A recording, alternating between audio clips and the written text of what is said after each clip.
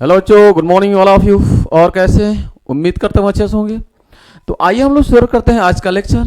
आज हम लोग पढ़ेंगे चैप्टर नंबर 3, दो चर वाले रैखिक समीकरण युग्म। बहुत ही बेहतरीन क्लास होने वाली है।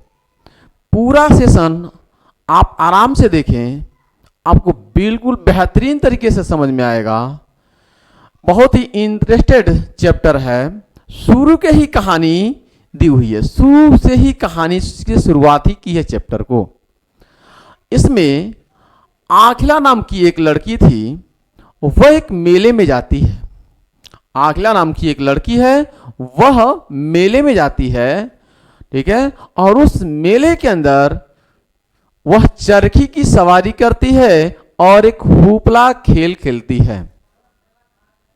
वह चरखी की सवारी करती है और एक हुपला खेल खेलती है। उन्होंने कहा कि ये चरखी की सवारी और दूसरी तरफ हुपला खेल। चरखी की सवारी तो आप समझ रहे हैं, बट हुपला खेल आप नहीं समझ रहे होंगे। चरखी की सवारी आप देखे होंगे, चरखी नाचती है, उस पर बैठते हैं और लोग मजे लेते हैं। हुपला खेल क्या होता है?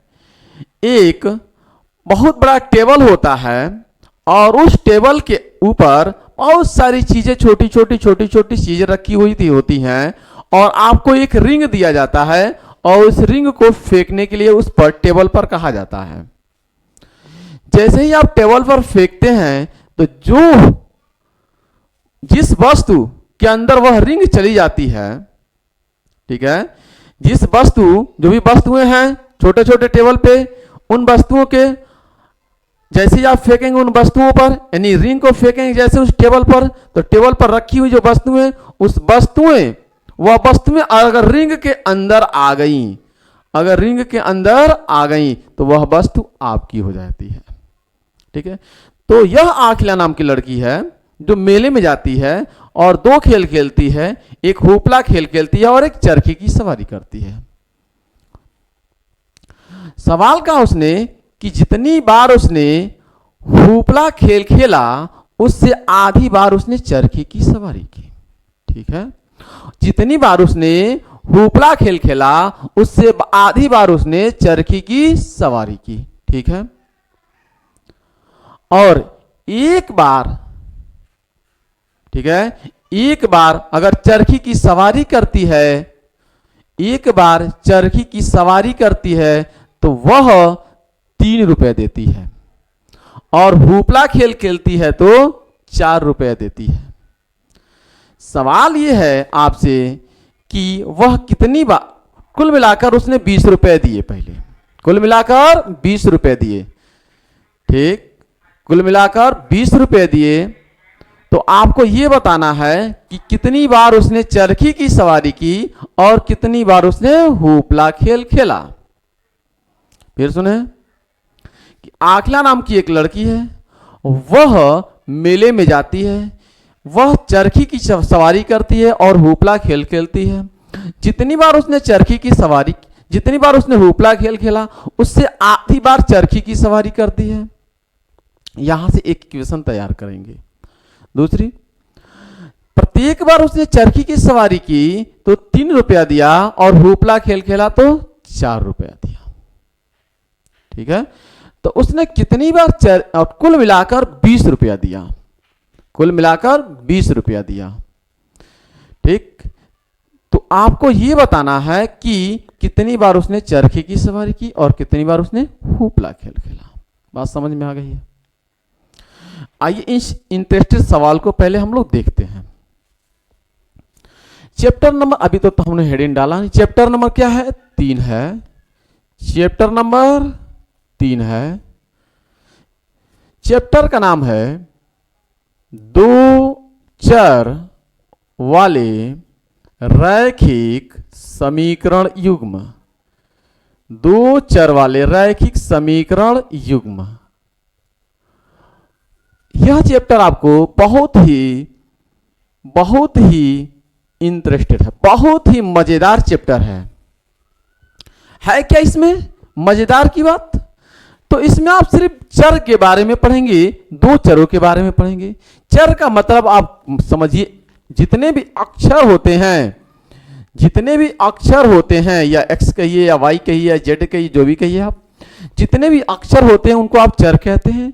चर कितने होंगे? तो चर इसमें दो होंगे। और रैखिक का मतलब इन चरों के पावर, इन चरों के घात कुछ भी नहीं लिखा होता है तो एक माना जाता है, तो इनकी चरों की घात एक होती है। ठीक है, इसे हम कहते हैं रैखिक।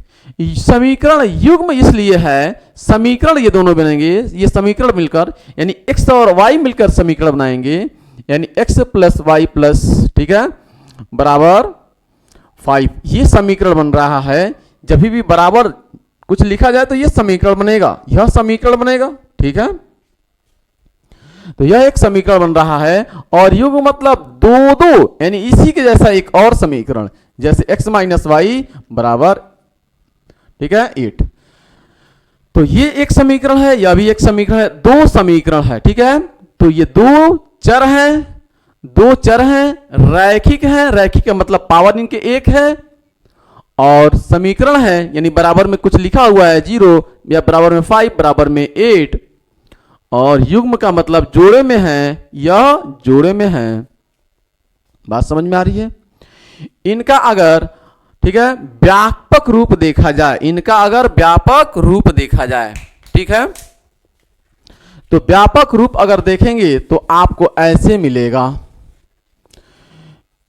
X plus B Y plus C बराबर 0। यह एक रैखिक समीकरण है। यह दो चर हैं, x और y दो चर हैं, और ये क्या है? एक रैखिक समीकरण है, क्योंकि इस चरों के पावर कितने हैं? एक है। ठीक, और इसी के जैसा एक और लिख दें तो युग्म कहला जाएगा ये, A X plus B Y plus C बराबर 0। ठीक, बात समझ में आ रही है? इनको, ये पहला है तो a1 b1 c1, ये दूसरा है तो a2 b2 c2। यह दो चर वाले रैखिक समीकरण हुए। इस चैप्टर में हम लोग अध्ययन करेंगे दो चर वाले रैखिक समीकरणों के सिर्फ बारे में। जो भी हमें सवाल मिलेगा उसे दो चर वाले रैखिक समीकरण के रूप में हम तैयार करेंगे और फिर उसे हम सॉल्व करेंगे। अच्छी बात तो यह है, इसे सॉल्व करने के लिए पुरानी एनसीईआरटी में तो 4 मेथड हैं और न्यू एनसीईआरटी में 3 मेथड उन्होंने दिया है। एक मेथड काट दिया है वज्र गुणनखंड विधि से, जो हल करना है उसे काट दिया उसने। ठीक है, उसे हटा दिया गया है आपके सिलेबस से, न्यू एनसीईआरटी से। पुरानी एनसीईआरटी में वो चीजें हैं। तो न्यू एनसीईआरटी में इस सवाल को हल करने के लिए 3 विधियां दी हुई है। नंबर 1 ग्राफी विधि, नंबर 2 प्रतिस्थापन विधि, नंबर 3 विलोपन विधि। चौथी विधि को हटा दिया गया है जो था वज्र गुणनखंड विधि। ठीक है, तो आइए इस तरह के सवालों को हम लोग सॉल्व करेंगे। इसमें सबसे पहले इस इंटरेस्टेड जो कहानी हमने कही है उसको हम लोग इस रूप में तैयार करते हैं, इस फॉर्म में लिखते हैं। इस रूप में लिखेंगे, सबसे पहले इस रूप में हम लोग लिखेंगे। ठीक है, समझ में आ गया? आइए कहानी को शुरू करते हैं। कहानी क्या था कि आखिला नाम की लड़की थी, वह बाजार जाती है, सॉरी मेले में जाती है, और मेले में जाकर वह 2 खेल खेलना चाहती है, एक हुपला खेल, एक चरखी का सवारी। चरखी की सवारी और एक हुपला खेल, 2 चीजें हैं। तो आप मान लीजिए उसने x बार चरखी की सवारी की होगी और y बार उसने हुपला खेल खेला होगा। यानी एक को आप x मान लीजिए, दूसरे को आप y मान लीजिए। आप मान लीजिए कि माना, ठीक है, आखिला ने होता, अखिला होता ने चरखी की सवारी, ठीक है, x, ठीक है, चरखी की सवारी की वह x बार की, चरखी की सवारी x बार की, x बार की, तथा उसने हुपला खेल, ठीक है, वाई बार खेला, ठीक है, यानी आखिला के द्वारा जो चरखी की सवारी की गई वह एक्स बार और हुपला खेल खेला गया वह वाई बार। ठीक है, बात समझ में आ रही है? तो आखिला जो चरखी की सवारी करती है वह एक्स और हुपला खेल खेलती है वह वाई है। सवाल यह है कि उसने जितनी बार हुपला खेल खेला उससे आधी बार उसने चरखी की सवारी की। तो देखिएगा, एक तरफ है हुपला खेल, एक तरफ है हुपला और दूसरी तरफ है चरखी, चरखी की सवारी। ठीक है, एक तरफ है हुपला खेल, दूसरी तरफ है चरखी की सवारी। हम ये चाहते हैं इनको दोनों को हम बराबर कर लें। ठीक है, इसको हम बगल में लिख दे रहे हैं, a1x plus b1y plus c1 बराबर 0 और a2x plus b2y plus c2 बराबर 0। इस इक्वेशन के रूप में हमें तैयार करना है इस, ठीक है, इस कहानी को। तो उसने जो हुपला खेल खेला कितनी बार खेला? हुपला खेल वाई और चरखी की सवारी एक्स बार। सवाल है कि जितनी बार उसने हुपला खेल खेला उससे आधी बार चरखी की सवारी की, तो आधी है चरखी की सवारी 1/2। ठीक है, आधी का मतलब 1/2। किसी भी चीज को आधा करना होता है तो उसमें 2 से भाग लगा देते हैं। तो इसमें 2 से हमने क्या कर दिया? भाग लगा दिया। इसमें हमने 2 से 1/2 कर दें या हम इसको 2 से भाग लगा दें। ठीक है, इसको इसमें क्रॉस मल्टीप्लाई करेंगे तो 2y बराबर में x, 2y को उधर ले जाएंगे तो ये हो जाएगा x माइनस 2y बराबर का इधर 0। इसको हम घुमा कर लिखें तो लिखेंगे x माइनस 2y बराबर का 0। यह इस रूप में दिख रहा है a1x प्लस b1y। a1 ये x है, ये b है, ठीक है, y है, इसके जगह पर सामने कुछ नहीं तो 1, तो a1x b1y प्लस c1 नहीं दिख रहा है तो आप ऐसे भी लिख सकते हैं x माइनस 2y प्लस 0 बराबर 0। तो a1x plus b1y plus c1 बराबर 0। ठीक है, बात समझ में आ रही है? अगर दिखाने के लिए, ठीक है, बट यहां पे इक्वेशन एक तैयार हो गया है हमारा पहला समीकरण, ये पहला समीकरण बन चुका है। दूसरा समीकरण हमने कहा कि उसने चरखी की जब सवारी की तो 3 रुपया दिया, चरखी की सवारी की तो 3 रुपया दिया और हुपला खेल खेला तो 4 रुपया दिया। तो उसने चरखी की सवारी की एक बार तो 3 रुपया दिया, तो चरखी की सवारी कितनी है? x है, एक बार x तो 3 बार 3x, 3 बार 3x, एक बार x रुपया। ठीक है, उसने x बार चरखी की सवारी की है और y बार हुपला खेल खेला। एक बार चरखी की सवारी करती है 3 रुपया देती है। ठीक है, एक बार में 3 रुपया, x बार की तो 3x, y बार हुपला खेल खेला तो एक बार 4 रुपया देती है तो टोटल दी है कितना? 4y और कुल मिलाकर उसने पैसा दी है यानी 20 रुपया। दोनों को जोड़ देंगे, यह 20 रुपया इक्वेशन नंबर 2 हो गया। यह 2 समीकरण बन चुके हैं। इन दोनों समीकरणों की मदद से हम कितनी बार वह चरखी की सवारी की और कितनी बार हुपला खेल खेला निकाल सकते हैं। ठीक है, निकाल सकते हैं आसानी से। इसे निकालने के लिए हमारे पास 3 विधियां हैं, ग्राफी विधि, प्रतिस्थापन विधि और विलोपन विधि, न्यू एनसीईआरटी के हिसाब से। ठीक है, तो आइए हम लोग शुरू करते हैं आगे का, ग्राफीय विधि। ठीक है,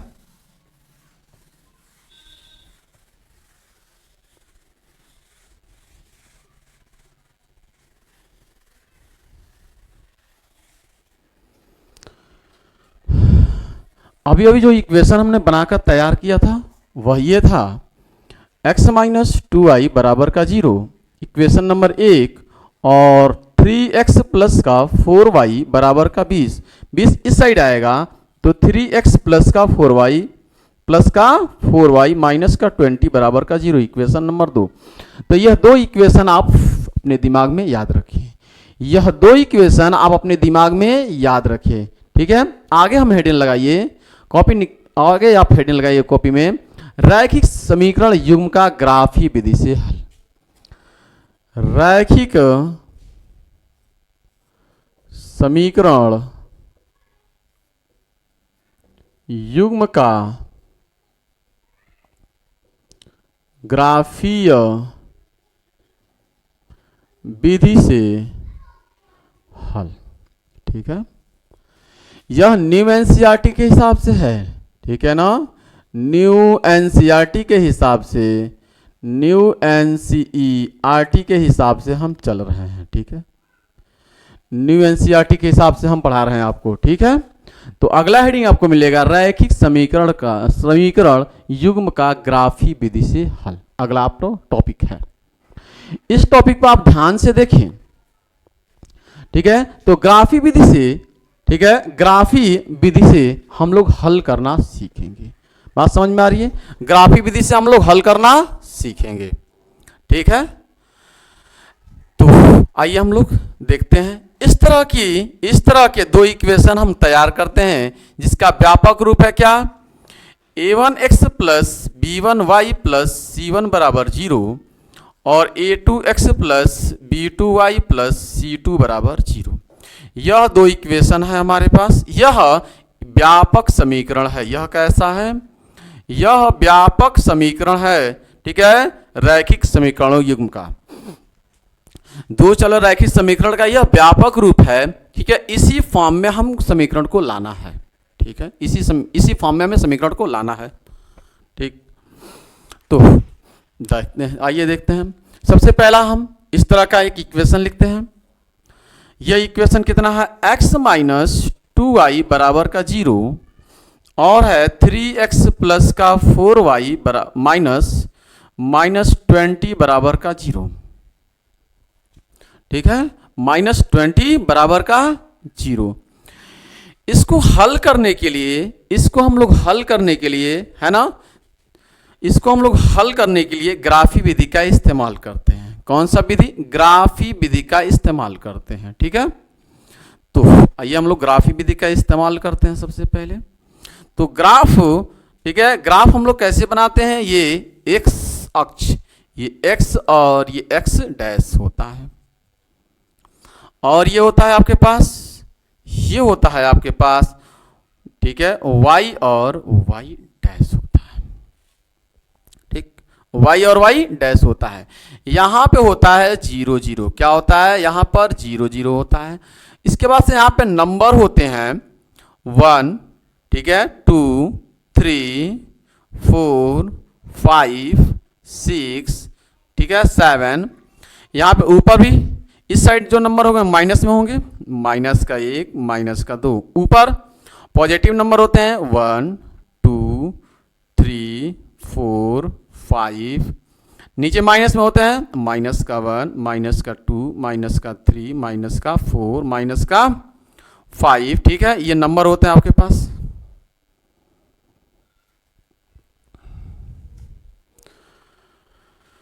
ठीक, आइए देखते हैं। तो इस समीकरण को हमें हल करना है ग्राफी विधि से। ठीक है, ग्राफी विधि से हमें हल करना है। सबसे पहले इसे हम इस समीकरण से कंपेयर करेंगे। इसी समीकरण से कंपेयर करके ये पता करना चाहिए कि इस समीकरण का हल होगा कि नहीं होगा। इस समीकरण का हल होगा कि नहीं होगा। ठीक है, तो इस समीकरण के हल होंगे कि नहीं होंगे, इसके लिए इस समीकरण से अगर हम तुलना करें तो देखें ध्यान से। तो यहां पर कुछ सामने नहीं तो 1 है। ठीक है, यहां पे 1 है तो a1 है, a1 बराबर कितना 1। यहाँ पे b1 बराबर कितना है माइनस का 2, b1 बराबर कितना माइनस का 2। और c1 बराबर कुछ नहीं, तो यहाँ पे आप कुछ नहीं दिया है तो यहाँ पे आप 0 मान सकते हैं, बराबर का 0। तो c1 बराबर तो 0 है। a2 बराबर देखिए, a2 बराबर क्या है, a2 बराबर आप कंपेयर करें तो 3 है, b2 बराबर कंपेयर करें तो 4 है, c2 बराबर कंपेयर करें तो माइनस का 20 है।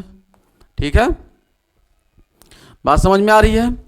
यह, ठीक है, ये 3 चीजें हैं यहाँ पे। ये रेखा, यह समीकरण, ये यहां से हम तैयार कर रहे हैं a1 b1 c1 a2 b2 c2। यहां पर हम ये देखेंगे, ठीक है, कि इस समीकरण के हल पहले है कि नहीं है। इस तरह से समीकरण के 3 हल होते हैं। इस समीकरण के कितने हल होते हैं? 3 हल होते हैं। 3 हल होते हैं। नंबर एक होता है, ठीक है, अद्वितीय हल। अद्वितीय हल कैसे होता है? जब a1/a2 not equal to b1/b2 हो। क्या होता है? समीकरण के एक हल, ठीक है, कितने हल होते हैं? समीकरण के एक हल होते हैं, एक हल, या इसी को बोलते हैं अद्वितीय हल। क्या बोलते हैं? अद्वितीय हल बोलते हैं। इसके लिए रेखाएं कैसी बनती हैं? तो रेखाएं होती हैं समांतर। रेखाएं कैसी होती हैं? प्रतिच्छेद। रेखाएं कैसी होती हैं? ऐसे होती हैं। अगर रेखाओं की बात किया जाए तो रेखाएं कैसी होती हैं? इस तरह की होती हैं।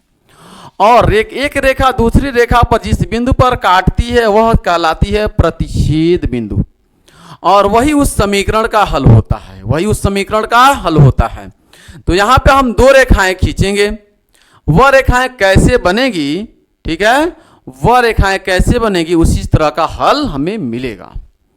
जब रेखाएं ऐसे बनेगी तो इसे हम कहेंगे प्रतिच्छेद रेखाएं। कैसी रेखाएं कहेंगे? प्रतिच्छेद रेखाएं। प्रतिच्छेद रेखाएं बोलते हैं इन्हें हम। क्या बोलते हैं? प्रतिच्छेद रेखाएं। ठीक, ये रेखाएं कैसी होती है? प्रतिच्छेद रेखाएं। ठीक, और जहां पे ये एक दूसरे को काटेंगी वही समीकरण का क्या होगा? वही वह समीकरण का हल होगा। बात समझ में आ गई है? बात समझ में आ रही है? ठीक, तो यहां पर अगर a1/a2 देखेंगे, a1/a2 बराबर 1/3। b1/b2 देखेंगे आप, b1/b2 देखेंगे तो -2/4, -2/4 काटेंगे तो ये हो जाएगा आपके पास कितना? -1/2। c1/c2 देखेंगे तो c1 कितना है? 0 है। 0 में आप 20 से भाग करेंगे माइनस, तो मिलेगा आपको 0। तो c1/c2 ये मिला आपको। तो a1/a2 b1/b2 क्या आपस में ये बराबर है कि नहीं है? a1/a2 b1/b2, ठीक है। तो a1/a2 b1/b2 बराबर नहीं है। बराबर नहीं है तो आप काट देते हैं। अगर a1/a2 बराबर b1/b2 होते तो आप ऐसे लिखते हैं, ठीक है, आप ऐसे लिखेंगे। अगर इस बराबर नहीं है दोनों तो इसे काट देंगे आप, तो इसे काट देंगे। तो ये कंडीशन अगर बनेगा आपको तो रेखाएं कैसी बनेगी? प्रतिच्छेदित। तो यहां पर जो रेखा बनेगी वह प्रतिच्छेदित रेखाएं बनेगी, ठीक है। कैसी रेखाएं बनेगी? प्रतिच्छेदित रेखाएं बनेगी, ठीक है ना। बात समझ में आ रही है? और भी होती हैं 2 कंडीशन। 2 कंडीशन इसका और भी होता है, उसको भी हम बता दे रहे हैं आपको पहले, ठीक है। उसको भी पहले हम बता दे रहे हैं आपको 2 कंडीशन क्या क्या है। a1/a2, ठीक है, a1/a2 equal to b1/b2 equal to c1/c2। इस कंडीशन में, ठीक है, अपरिमित रूप से अनेक हल होंगे। अपरिमित रूप से अनेक हल होते हैं, अनेक हल होते हैं। और रेखाएं कैसी बनती हैं? रेखाएं समपाती, ऐसी रेखाएं, एक ही रेखा के ऊपर दूसरी रेखा जब चलती है तो इसे हम बोलते हैं समपाती रेखाएं। कैसी रेखाएं? समपाती रेखाएं होती हैं, ठीक है। और हल क्या होगा? अपरिमित रूप से अनेक हल होगा। क्यों होगा? क्योंकि अनेक बिंदु अनेक बिंदुओं को काटती हैं।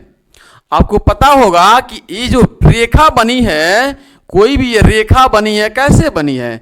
तो अनेक बिंदुओं से मिलकर ये रेखा बनी है। अनेक बिंदुओं से मिलकर ये रेखा बनी है, ठीक है। तो अनेक बिंदुएं ये से मिलकर ये रेखा बनी है। तो एक ही रेखा के ऊपर जब दूसरी रेखा चलेगी तो इसे कहेंगे समपाती रेखाएं। और ये अनेक बिंदुओं के ऊपर दूसरे अनेक बिंदुएं मिलेंगी। अनेक बिंदुओं के ऊपर अनेक बिंदुएं मिलेंगे, इसलिए इसे कहेंगे अपरिमित रूप से अनेक हल। अनेक हल क्योंकि अनेक बिंदु एक दूसरे के ऊपर मिल रही हैं, ठीक है। और तीसरा इसका कंडीशन एक होता है, वह होता है आपके पास a1/a2 equal to b1/b2 not equal to c1/c2।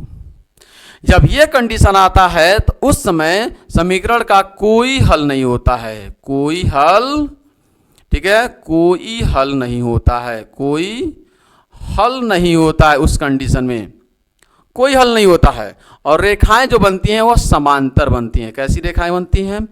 समांतर बनती हैं। समांतर रेखाएं होती हैं, समांतर रेखाएं होती हैं।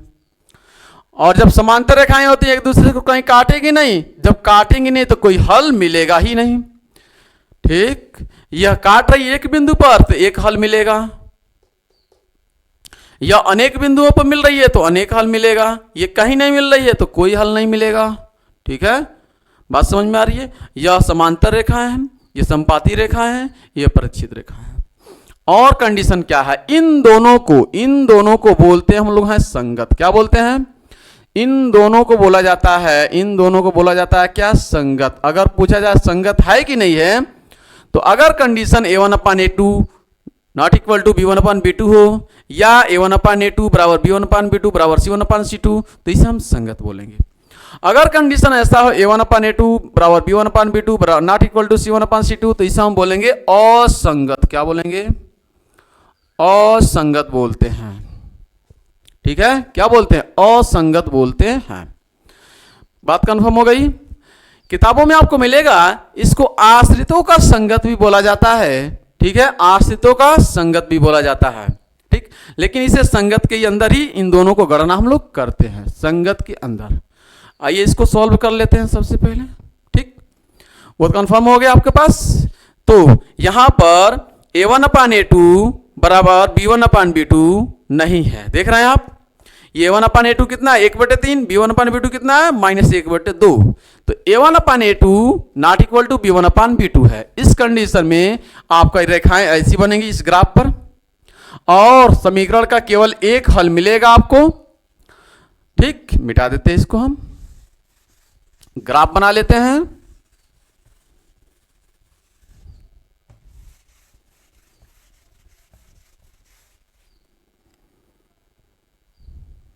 आइए ग्राफ बनाते हैं। ठीक, तो यहां से आप ग्राफ बनाइए। ठीक है, यहां से आप लोग ग्राफ बना लीजिए। यहां से समीकरण नंबर ये 1 है और समीकरण नंबर 2 है। समीकरण 1 से अगर हम चलें, समीकरण 1 से, तो देखिए यहां से अगर हम यहां से y(x) और y को अलग अलग करें तो y उस साइड जाएगा, तो ये हो जाएगा y बराबर 2y बराबर x। ठीक है, 2y बराबर x, ये y उधर जाएगा। ठीक है, 2y बराबर x, तो y बराबर कितना हो जाएगा? x/2, x/2। अगर आप ग्राफ बनाएंगे तो आप बना सकते हैं। यहाँ पे ये x है, ये y बराबर कितना है? x/2 है। ठीक है, दो वैल्यू यहाँ पर रखिए आप, दो वैल्यू आप रखिए। अगर x की वैल्यू आप 2 रखते हैं, x की वैल्यू 2, तो y की वैल्यू 1 आएगी। x की वैल्यू 2 रखेंगे तो y की वैल्यू 1 आएगी। यहाँ पे 2 रखेंगे तो y बराबर यहाँ पे 2 रखेंगे, 2/2, 2 रखेंगे, 2 रख दिए x की जगह पे। x की जगह पे कितना? 2, तो 2 से भाग करेंगे 2 में तो कितना आएगा? 1। तो y की वैल्यू कितनी आ गई? 1 आ गई। अगर आप x की वैल्यू 4 रखते हैं, 4 रखें, यहाँ पे 4 रखिए, तो y बराबर कितना आएगा? 4 दून। ठीक है, 2 दूना 4 यानी 2 आएगा। बात समझ में आ गई है?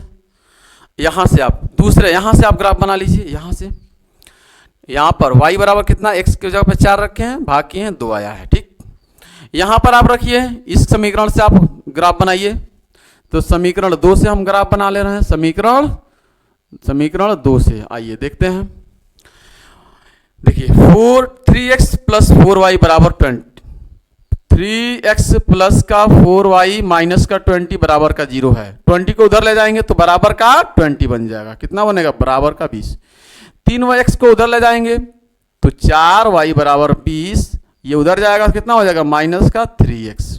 तो y बराबर हो जाएगा 20 माइनस 3x अपान में 4। तो यहां से एक कॉलम आप तैयार कर लीजिए। ठीक है, यहां से एक कॉलम तैयार कर लीजिए, थोड़ा सा छोटा ही रहने दिए। यहां से एक कॉलम तैयार कर लीजिए x, ये y बराबर कितना है? 20 माइनस 3x अपान में 4। 2 यहां पे वैल्यू रख लीजिए। ठीक है, 2 आप यहां पे वैल्यू रख लीजिए। 2 वैल्यू आप यहां पे भी रख लीजिए, कोई भी वैल्यू आप रख सकते हैं, कोई दिक्कत नहीं होनी है। ठीक, तो आइए हम लोग 2 वैल्यू रख लेते हैं। 2 वैल्यू कोई अपने मन से, जो आपको मन में आए वो रख सकते हैं, ऐसा कोई जरूरी नहीं है। तो x की वैल्यू अगर आप 0 रखते हैं, x की वैल्यू 0, तो यहाँ पे 0 रखेंगे, 3 से गुणा करेंगे तो पूरा 0 हो जाएगा। 4 5 20, 5 कितना आएगा? 5 आएगा। कितना आएगा? 5 आएगा। x के बराबर कितना? 0 रखेंगे, आप 0 रखेंगे तो 0 में 3 से गुणा करेंगे तो पूरा 0 हो जाएगा, तो 20 बचेगा। 4 5 20, 5 आ जाएगा। दूसरी वैल्यू रखिए आप, x की वैल्यू आप दूसरी रख लीजिए, कोई वैल्यू रखिए, ठीक है, आप कोई भी वैल्यू x की रख लीजिए। आप रख लीजिए 4 रख लीजिए। अगर 4 रखते हैं तो 4 तिहाई 12, 20 में से 12 जाएगा, 20 में से 12 जाएगा तो 8 बचेगा, 8 बचेगा। और 8 में 4 से भाग करेंगे तो कितना आएगा? 2 आएगा। तो x की y की वैल्यू 2। देखिए यहाँ पे हमने 4 रखा है, x जगह पे 4 तिहाई 12, 4 तिहाई 12, 20 में से 12 जाएगा 8, 4 से भाग कर दीजिए नीचे से तो बचेगा कितना? 2। तो y की वैल्यू 2, y की वैल्यू 2 आ जाएगी। बात समझ में आ गई है? हम लोग ग्राफ खींच लेते हैं, ग्राफ खींचते हैं। देखिए ग्राफ खींचते हैं, ठीक। तो x बराबर 2, x ये अक्ष है, यहाँ पे 2 यहाँ पे दिखा रहा है आपको, और y बराबर कितना है? 1, y बराबर 1 ऊपर है, ये x है, ये x बराबर 2 है और y बराबर 1 है। x बराबर 2, y बराबर 1, तो x बराबर ये 2 हो गया, y बराबर ये 1 हो गया। ये आगे बढ़ाएंगे तो यहाँ मिलेगा, यानी दोनों वैल्यू यहाँ मिलने वाले हैं। ये x बराबर 2, ये y बराबर 1 यहाँ मिलेगा, यानी इसे हम कहेंगे 2,1। इस बिंदु को क्या नाम देंगे हम? 2,1 देंगे, क्योंकि x पहले लिखा जाता है, y बाद में। तो x यानी 2 पहले लिखेंगे, y यानी 1 बाद में लिखेंगे। इस बिंदु का नाम a दे दीजिए। दूसरा x बराबर कितना है? 4 है, x बराबर 4 ये वाला मिल रहा है, और y बराबर 2, y बराबर 2 ये वाला मिल रहा है यहाँ पे, ठीक है, यहाँ पे मिल रहा है आपके पास। तो इससे हम बोलेंगे क्या? बिंदु B नाम दे दीजिए। इसी पहले x लिखेंगे 4 और फिर y लिखेंगे कितना? y वाला लिखेंगे 2। इन दोनों बिंदुओं को आप क्या कीजिए? मिला दीजिए, दोनों बिंदुओं को मिला दीजिए, दोनों बिंदुओं को आप मिला लीजिए, ठीक है। ये दोनों बिंदुएं क्या हो गई? मिल गई हैं, ठीक। इस रेखा का नाम क्या है? इस रेखा का नाम क्या है? इस रेखा का नाम हो जाएगा, यहां से समीकरण 1 से चले हैं तो x माइनस 2i बराबर 0, ठीक है, x माइनस 2i बराबर 0, ठीक। दूसरा आप चलिए दूसरे समीकरण से। दूसरा समीकरण कितना है? यहां से x बराबर कितना है? 0, तो y बराबर 5, तो x बराबर ये 0, y बराबर 5 यहाँ पे आ जाएंगे, ये हो जाएगा आपके पास 0,5। इस बिंदु को मान लीजिए आप P। अब x बराबर कितना है? 4, y बराबर 2, तो x बराबर 4 यही बिंदु मिलेगा, y बराबर 2 यही मिलेगा, यही बिंदु मिल रहा है। तो इन दोनों बिंदुओं को आप मिला दीजिए, ठीक है। इन दोनों बिंदुओं को आपने मिला दिया। थोड़ा सा आगे बढ़ा देते हैं इसको, और इन दोनों बिंदुओं को आपने मिला दिया। तो इस कंडीशन में जहां पे ये दोनों बिंदु एक दूसरे को मिल रही हैं, इस रेखा का नाम लिख दीजिए। इस रेखा का नाम क्या है? इस रेखा का नाम है 3x + 4y बराबर 20, ठीक है। इस रेखा का नाम हो जाएगा 3x + 4y बराबर 20। ये दोनों रेखाएं, ये रेखा और ये रेखा, दोनों रेखाएं एक दूसरे को काट रही हैं जिस बिंदु पर, यह x वाले पर काट रही हैं, x बराबर कितना है? 4, और ये y पर काट रहा है, y बराबर कितना है? 2, y बराबर 2, ठीक है, y बराबर 2। तो इस समीकरण का जो हल मिलेगा वह मिले 4 और 2, ठीक है। इस समीकरण का हल क्या मिला? 4,2। इस समीकरण का जो हल मिला वह 4,2 मिला, यानी x बराबर 4, y बराबर 2, y बराबर 2। बात समझ में आ रही है? तो उसने, आकिला ने जो चरखी की सवारी की वह कितनी बार की? 4 बार, और हुपला खेल खेला 2 बार। चरखी की सवारी की कितनी बार?